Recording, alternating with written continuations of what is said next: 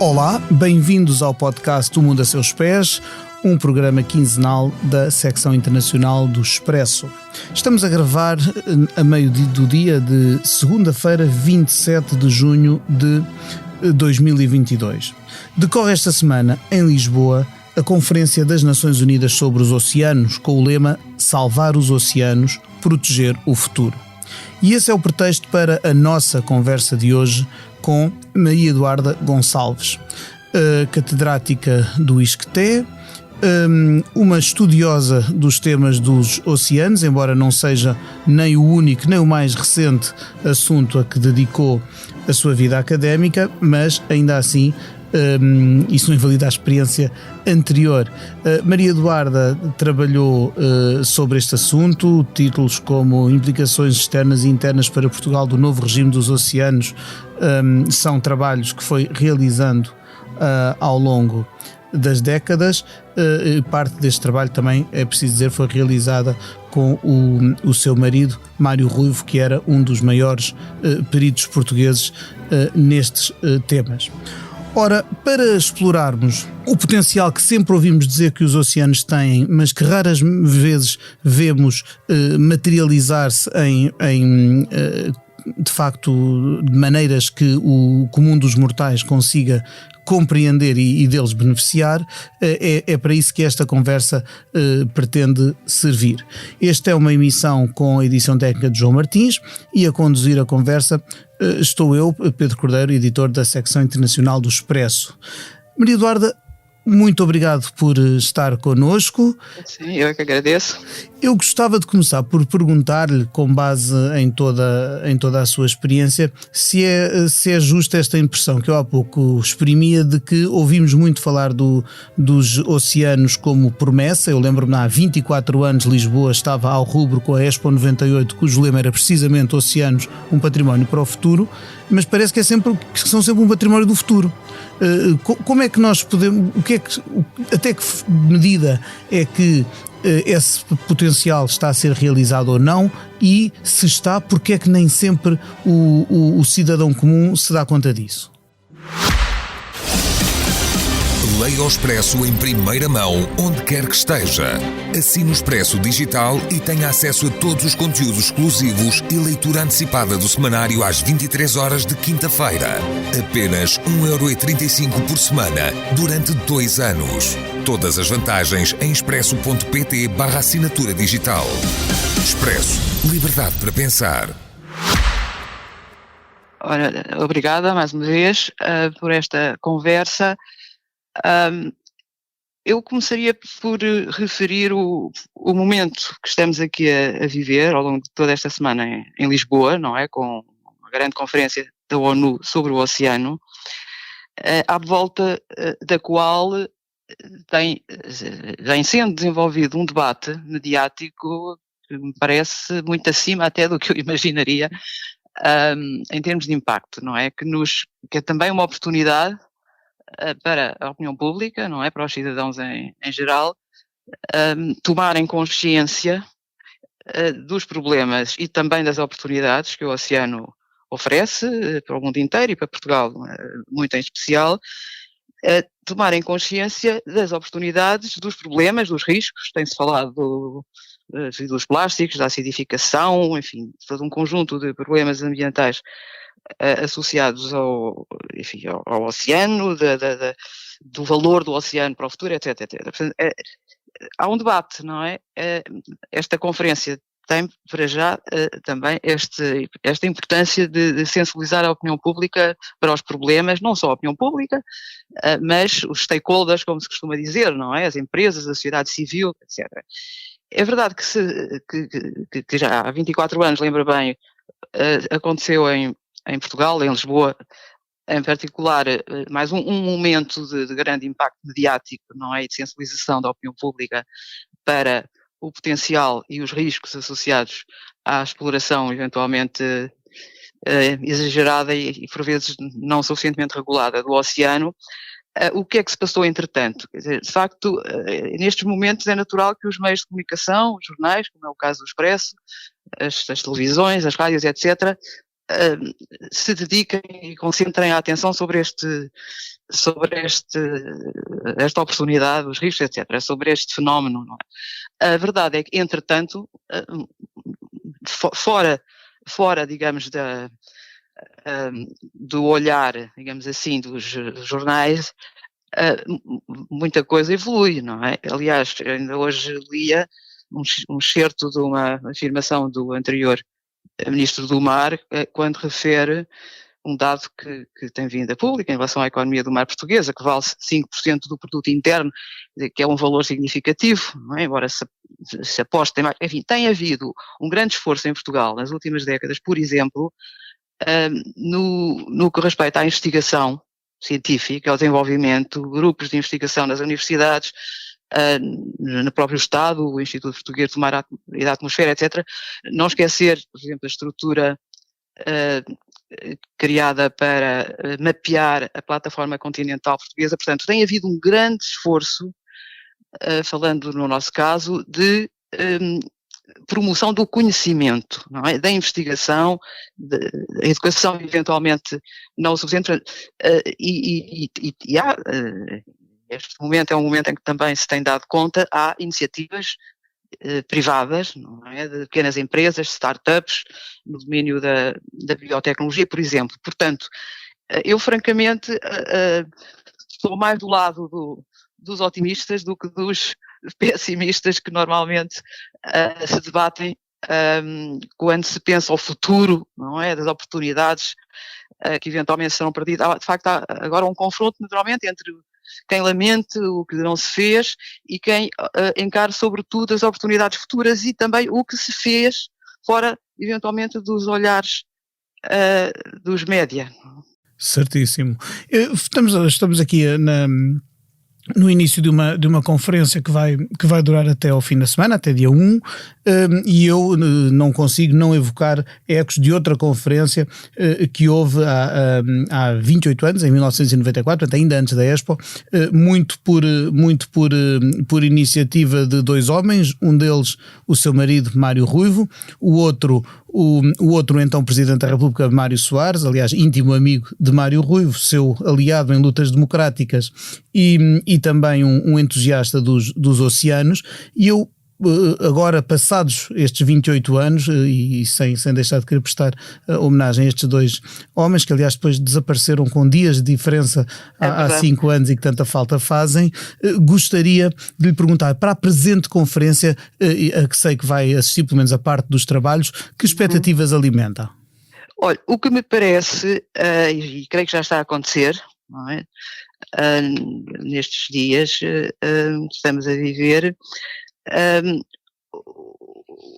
esta conferência é um evento não só de enorme importância, mas também com características, eu diria, particulares, se a compararmos com conferências realizadas em Portugal e não só, não é? No âmbito das Nações Unidas ou em esferas, digamos, laterais, como aconteceu, por exemplo, com as reuniões da Comissão Mundial Independente para os Oceanos, que foi presidida pelo Dr. Mário Soares, e que o meu marido Mário Ruivo era coordenador. Esta conferência tem características particulares, que não é apenas, embora também seja uma conferência diplomática, não é? Também o é, porque no fundo tem em vista a aprovação por representantes, enfim, dos governos e presidentes de diferentes países de uma declaração, não é? Declaração de Lisboa. Eu diria, lembraria, entre parênteses, que também houve a Declaração de Lisboa de 1998, não é? Emanada da dita Comissão Mundial Independente dos Oceanos. Portanto, há um lado diplomático, mas o que se figura como mais importante é a mobilização para o Altice Arena e aquelas estruturas de que dispomos na zona do Parque das Nações, a mobilização de praticamente de todos os, diríamos, atores sociais e económicos interessados e relevantes no domínio do oceano. Não é? E, há muitos plenários abertos às academias, às empresas, às associações não governamentais, à sociedade civil em geral, não é? Portanto, trata-se de um debate muito transversal à sociedade e com isso o que se tem em vista, no fundo, é, como há pouco dizia, informar, consciencializar, mas mais ainda mobilizar para a ação. E é interessante que haja, neste contexto, embora não seja a primeira vez que isso acontece, uma insistência na urgência, não é? Isto no que se refere às questões do desenvolvimento sustentável, da sustentabilidade, da proteção e conservação dos oceanos. Das alterações climáticas também, não é? Exatamente. E porquê é que também este debate no âmbito desta conferência atravessa as questões ambientais, oceânicas, de uma maneira tão clara? Também porque ao longo dos últimos anos, mesmo nos últimos 24 anos de que falávamos, que passaram ultimamente, o conhecimento sobre o estado de conservação do oceano aumentou significativamente. Isto é, o investimento na investigação, que permite hoje fazer uma avaliação do estado de degradação dos ecossistemas, etc., que está presente neste debate, aconteceu, é verdade, porque houve investimento na investigação, cooperação internacional neste campo, estamos a falar em termos internacionais, também, porventura, porque a ação humana, ou melhor, o impacto da ação humana também se tornou mais gravoso, não é? Portanto, há de facto aqui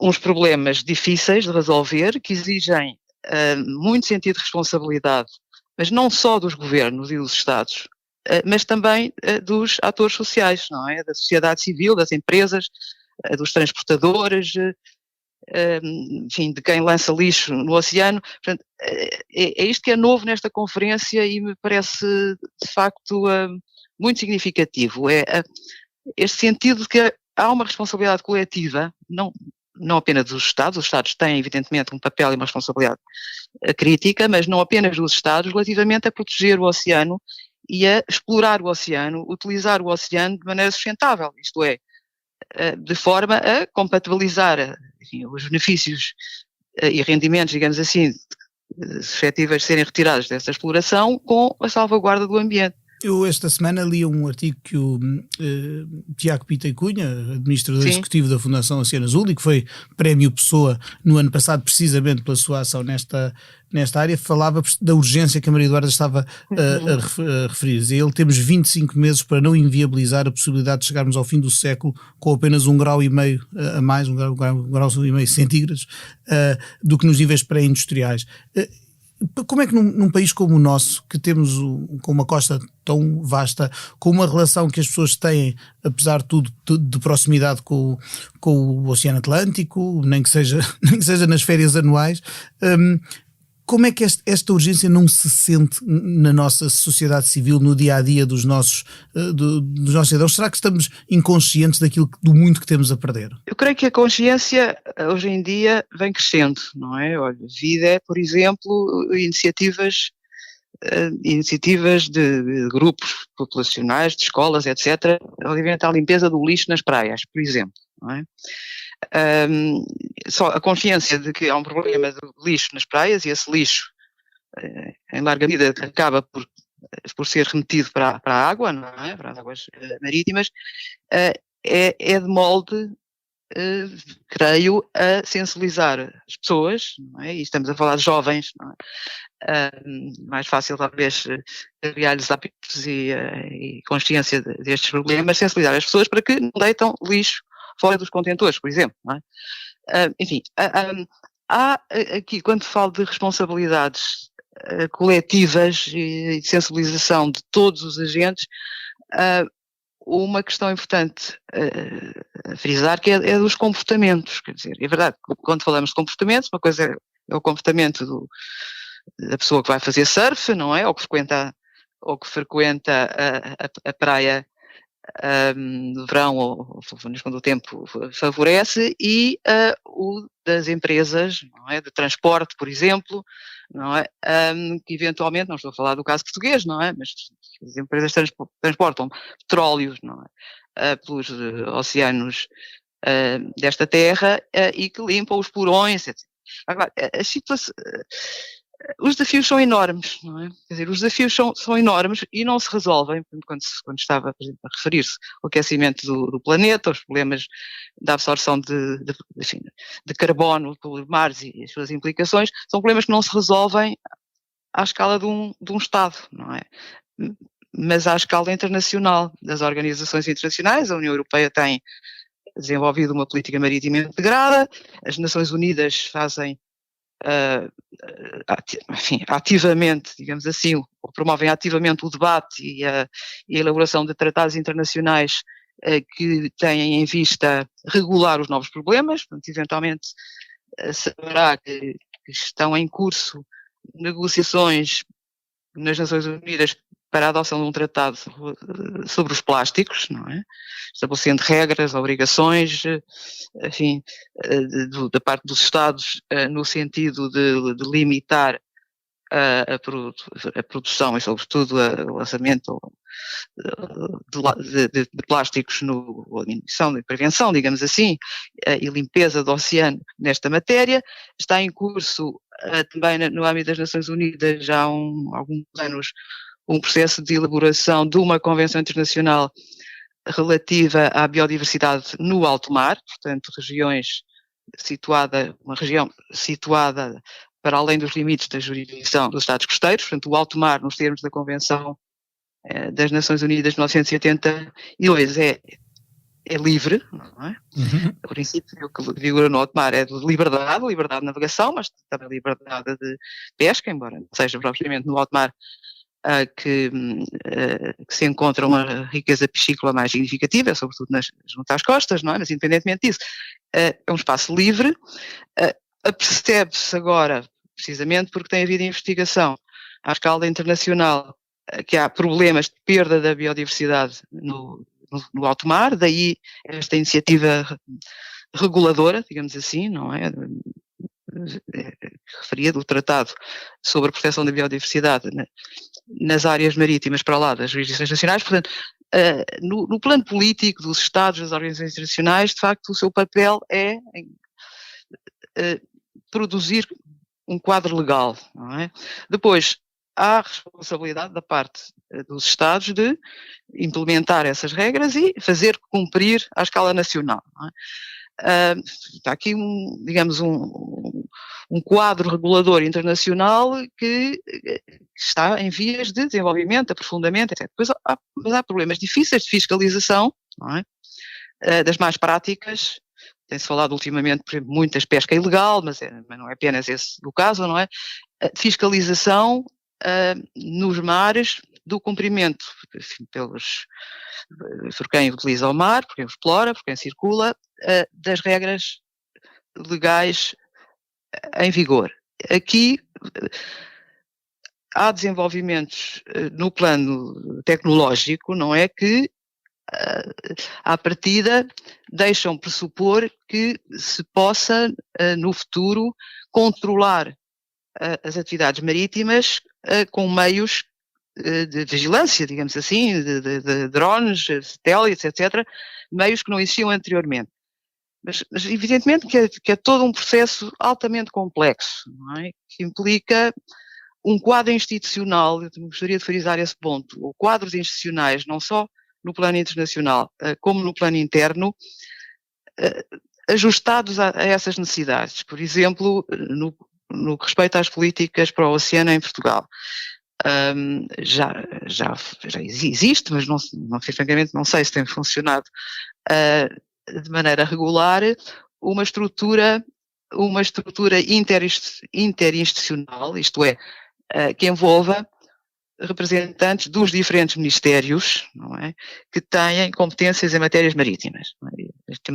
Tivemos um Ministério do Mar, agora o Ministério da Economia e do Mar, mas existem competências e intervenção na esfera do mar-oceano noutros ministérios, não é? Agricultura e pescas, por exemplo, agora, enfim, agricultura e pescas, creio que sim, transportes, infraestruturas. Portanto, a cooperação entre instituições da administração pública no sentido de garantir o acompanhamento devido das interfaces, não é, entre utilizações, proteção do ambiente, etc., é vital. Em suma, uma conferência como esta, mobilizadora como é, que concentra a atenção das pessoas, e, em geral, e dos responsáveis políticos e administrativos também, sobre estes problemas, e alarga a consciência e a informação sobre o estado atual do oceano, não é? É como alguns intervenientes no debate têm frisado, uma oportunidade-chave para a convergência de esforços, não é? Uma melhor organização das instituições competentes, envolvendo os diferentes segmentos da sociedade, não é?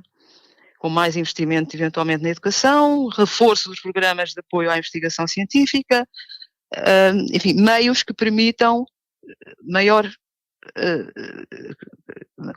investimento no conhecimento, eventualmente nas tecnologias necessárias para melhorar as formas de exploração do oceano, e uma opinião pública atenta e que de alguma maneira vigie, entre aspas, as práticas dos governos no sentido de elas corresponderem, digamos, às agendas, às estratégias, aos objetivos que são proclamados. E o nosso país, com o potencial que tem, sendo anfitrião desta e de outras conferências no passado, está a assumir no palco internacional o papel de liderança que muitos defendem que lhe cabe? Efetivamente, não é por acaso, creio que posso dizer isso, não é por acaso que esta conferência da ONU se realiza em Lisboa. Ela foi, aliás, a proposta submetida às Nações Unidas para que Lisboa acolhesse esta conferência, aconteceu quando era Ministra do Mar a engenheira Ana Paula Vitorino. Portanto, estes processos são longos e, como sabemos, a conferência esteve programada para 2020, não é? Só a pandemia fez que já agora eu dou um dado interessante para os nossos ouvintes, é que ela é realizada em Portugal, mas é organizada em colaboração entre os governos de Portugal e do Quénia. Isso certamente, eu não sei exatamente o que se passou creio que na Assembleia Geral das Nações Unidas, não é? Quando o representante de Portugal propôs Lisboa para sede, houve certamente um debate, não é? E possivelmente o Quénia, a delegação do Quénia terá manifestado também interesse em coparticipar, portanto foi um acordo, digamos, que permita, de alguma maneira, envolver também o continente africano de alguma forma neste processo. Agora, Portugal tem efetivamente tido ao longo das últimas décadas um protagonismo claro na esfera internacional no que respeita ao oceano, à governação do oceano, diria. Está claro, porque a Expo 98 é um indicador, a Comissão Mundial presidida por Mário Soares um outro, e Portugal tem mantido, por exemplo, também uma presença importante ao longo das décadas, aliás, desde sempre, na Comissão Oceanográfica Intergovernamental da Unesco, COI, da Unesco, que é, aliás, na década que está em curso, até 2030, o polo das Nações Unidas responsável pela década de ciências do oceano, que foi aprovada pela Assembleia Geral das Nações Unidas, esta Ocean Science Decade, década das ciências do mar, das ciências e tecnologias, podríamos acrescentar, do mar no âmbito das Nações Unidas. Esta década já começou a ser, evidentemente, uma oportunidade de reforço dos projetos e programas de investigação em colaboração, não é? Internacional, enfim, são vitais, evidentemente, neste contexto. Portanto, Portugal tem, de facto, tido um protagonismo neste campo. Aliás, tem uma história, isso sabemos, não é? Uma história ligada ao mar que é, enfim, mundialmente conhecida. Éramos navegadores, não é? Agora já não somos navegadores, também porque o mar foi, entretanto, de alguma maneira, dividido ou repartido, não é, por zonas económicas, plataformas continental sobre soberania e jurisdição dos Estados, e também porque hoje em dia o mar não é apenas uma estrada, não é, como já foi dito, é uma matéria-prima vital, é verdade, não só para a vida na Terra. Palco e objeto de muitas de disputas e até de guerras. Exatamente, assim no passado eram outros, exatamente, as guerras marítimas, agora também já, felizmente, há outras guerras, mas as guerras marítimas... mas mesmo assim ali, por exemplo, na zona do Mar do Sul da China continua a haver, não é? Continua a ser um objeto de disputa e de reivindicações sobrepostas. É verdade, incluindo, claro. Pois, enfim, não entrando em detalhes, mas também, mesmo mais perto de nós, enfim, as oportunidades de usar o mar também para efeitos de agressão, enfim, não acabaram, não é? Mas sobretudo, mas enfim, hoje em dia, evidentemente, que os diferentes povos olham para o mar noutras perspectivas. Mas Portugal, voltando à história de Portugal, tem de facto uma tradição, um reconhecimento histórico relativamente ao seu papel do mar, mas hoje em dia, evidentemente, a perspectiva de Portugal sobre o mar é outra, não é? Já não vamos descobrir o caminho marítimo para a Índia, nem para a América do Sul. Temos efetivamente, isso tem devido a ser bem focado, não só uma zona económica de 200 milhas, não é? Mas talvez ainda mais importante, uma perspectiva a um prazo relativamente curto de extensão do solo e subsolo sob soberania portuguesa, não esquecendo os Açores, não é? E a Madeira, numa extensão que é extraordinariamente grande, não é? Portanto, agora, a exploração potencial, mesmo a investigação, que supõe, enfim, o que antecede, naturalmente, qualquer tipo de exploração a sério, dos minerais e outros recursos situados no solo e, eventualmente, no subsolo, no fundo dos mares, é um projeto a muito longo prazo, não é? É porque implica tecnologias sofisticadas, não é? Grandes investimentos também, financeiros, o que está a fazer no âmbito da estrutura de missão para a extensão da plataforma continental neste momento aqui em Portugal é de facto mapear as supostas riquezas desses fundos dos mares, não é? Em termos de minérios e de outros recursos, mas é de facto um projeto a longo prazo. Claro, como esta questão, aliás, do mar é mesmo uma questão a longo prazo e sobre a qual, dentro de semanas, meses, anos, presumo que continuaremos a falar. Maria Eduarda, o nosso tempo está a chegar ao fim e eu gostava de lhe fazer uma pergunta que é a última do podcast e que é igual para todos os convidados que passam por aqui, e é esta: se neste momento pudesse viajar para qualquer parte do mundo sem restrições, para onde é que ia e porquê? Pois, uma pergunta tão direta. Eu já viajei, enfim, por alguns continentes, por quase todos. Tenho uma grande curiosidade de visitar Egito e Irão. A ver? Enfim, não na mesma viagem. E por razões que não têm a ver com o mar, com o oceano, que têm a ver com o património histórico. E com o património histórico, com a história das civilizações persa e egípcia, enfim, que antecederam a nossa civilização de muito, não é, no fundo. Muito bem, e com esta sugestão vamos despedindo-nos. Resta-me agradecer à Maria Eduarda Gonçalves a sua disponibilidade para estar a conversar connosco hoje, ao João Martins pela sonoplastia deste episódio e a si, caro ouvinte, que esteve desse lado a acompanhar-nos. Daqui a 2 semanas voltaremos com outro assunto, outros convidados. Na semana que vem estará aqui a Cristina Pérez, como é costume, com o África Agora. Até lá, até breve, até sempre.